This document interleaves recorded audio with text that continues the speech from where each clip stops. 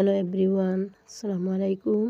আপনারা সবাই কেমন আছো? আশা করি আল্লাহর রহমতে ভালো আছো, সুস্থ আছো। আমিও আপনাদের দোয়া ও ভালোবাসায় ভালো আছি, সুস্থ আছি। আজকে আপনার মাঝে নতুন আর একটা ভিডিও নিয়ে আসলাম।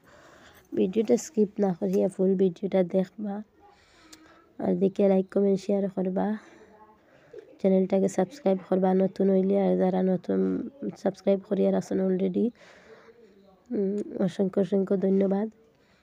আর আমি খুবই অসুস্থ ছিলাম, আর অসুস্থতার মাঝেও নিজের কামগুলা নিজে করতে হয়। অন্যরে দিয়ে যত কন্যানি নিজের কাম নিজেও করতে লাগে, অন্য দিয়ে করাইলে হয় না। আর সব কিছুর মাঝে নিজে করতে লাগে।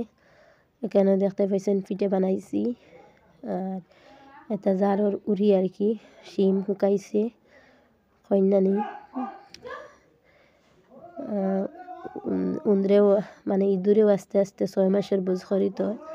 তো অসুস্থতার মাঝেও নিজের অসুস্থতা ইয়াও সংসারের লাগিয়া সব কিছু করা যায়। আর সংসারটা এমন একটা জিনিস, মানে সব ব্যস্ততার মাঝে যদি তোমার নিজের সংসারটা কিন্তু আসলেও আমার, তাহলে সংসারই হইয়া নিজের সংসার নিজে করতে লাগে। সংসারে তোমার অসুস্থ, তোমার শরীর খারাপ, তোমার মাথা ব্যথা কিচ্ছু মানে না।